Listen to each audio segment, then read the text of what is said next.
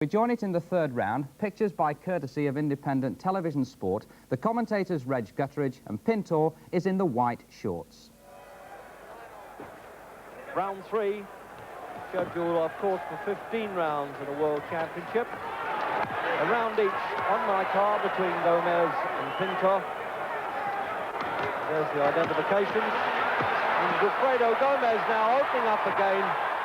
But where we got the durable Mexican fighting back, and even the knockdown timekeeper in front of me is standing up as though he's expecting one to go down. What a battle this has turned out.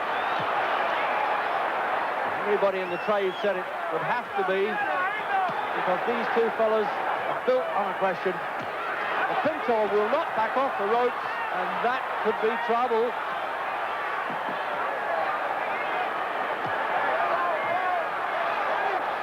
Really every punch in the boxing textbook coming through, and you can see now why Wilfredo Gomez has got such a great record. What a round this is.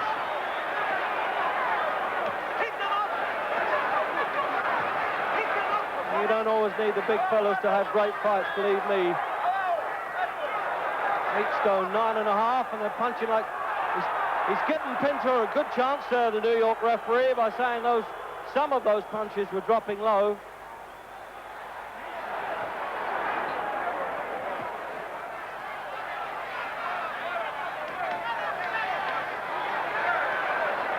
Pintor now fighting his way out of trouble. The way he accepted that punishment, I know that he's a stayer in the fight game, that's his greatness, but he's risking a great deal.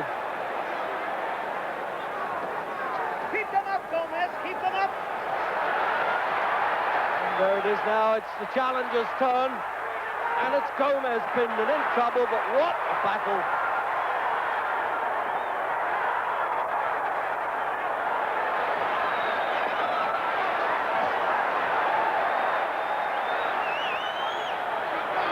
And they're both getting, as you would expect, bruised up, a bit of blood around Gomez's right eye.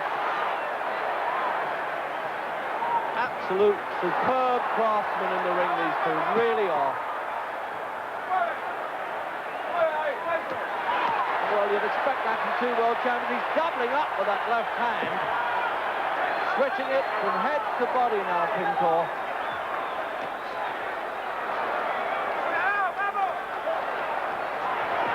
Well, what odds? It seems impossible that this could even think about lasting 15 rounds at this game, and yet we said it with Aaron Pryor and Alex Abuelo recently, and it nearly went the full distance. And a countdown then for a fantastic third round.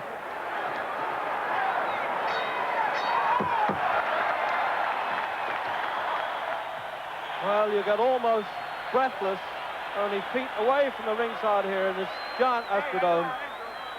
And those seconds having to work on the defending super bantamweight champion of the world, Gomez. And in replay, again, the right hand from Gomez misses by Pintor, but comes back in the fight a bit later, but he's content to wait for Gomez to come at him on the ropes, and almost using the ropes there in a catapult fashion to get some leverage into his punches. Round 9.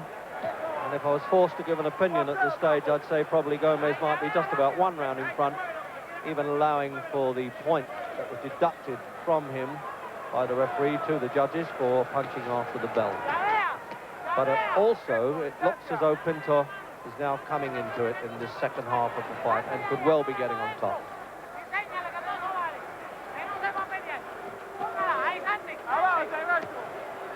Keep them high, Lupe!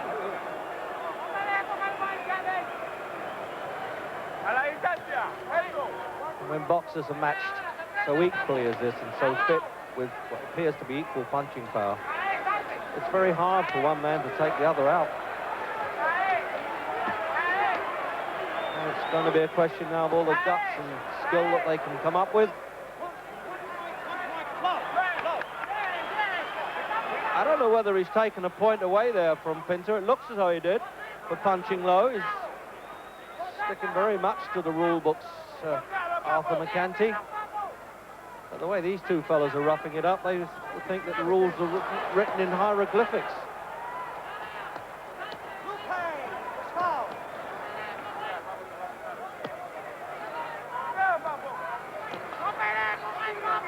Punches are just above me here, really sinking in.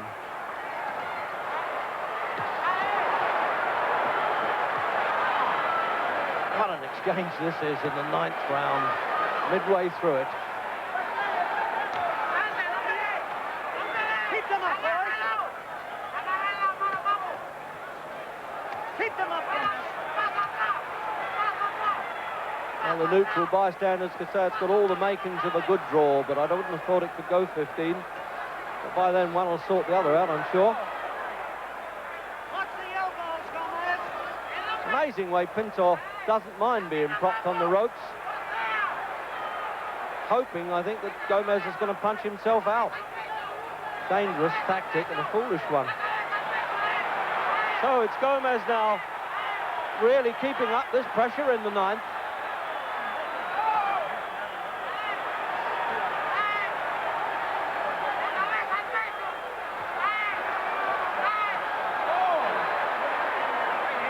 Well, have you ever seen exchange of punches like this without the referee having to dive in? There's no holding. Now he'll have to, because they're propped on the ropes there. Marvellous exchange, that. Punishing just the same, but now they're trying the centre of the ring and keeping it up. These two fellas could fight on a handkerchief.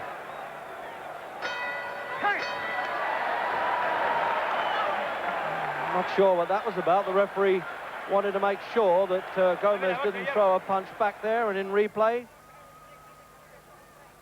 there it is with Lupe Pintor knowing exactly what he's doing, incidentally. Punches coming in anywhere, all angles, some of them in forbidden parts, but looked for a second there as if Pintor was going down, but he weathered that storm again.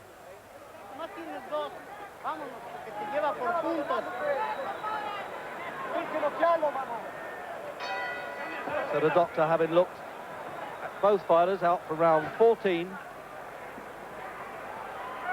and on my card, for what it matters, because it's irrelevant as far as the American judges are concerned, Gomez in the red trunks ahead.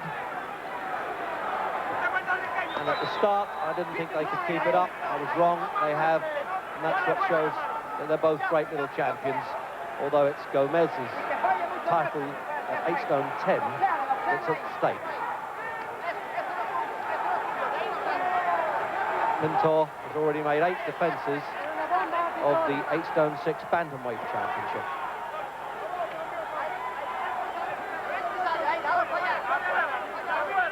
It's amazing, really, how Gomez can find the strength to get back up on his toes.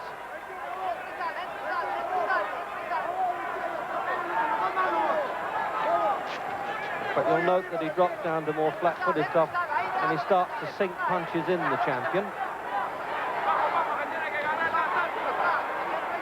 Really now, I think all he's got to do in the last 2 rounds now, is hit this fellow on the chin, which he has. He's nodded that was a good punch, Pintor. He doesn't seem to be too confident. Yes, he is. He's just putting the gum shield back in again. He almost nodded approval to say, well, what do you think of that? I have to admit that was a good shot. And Gomez is going to try it again in the 14th round. Oh, the left hook did it there. The last punch that came in didn't count. What a marvellous comeback in punching power terms by Gomez. He's saying, I'm all right, I think, to Arthur McCanty, but he's not going to accept that. Yes, and the decision going in favour of Gomez. Well, obviously a great atmosphere in New Orleans, and we'll be back a little later on.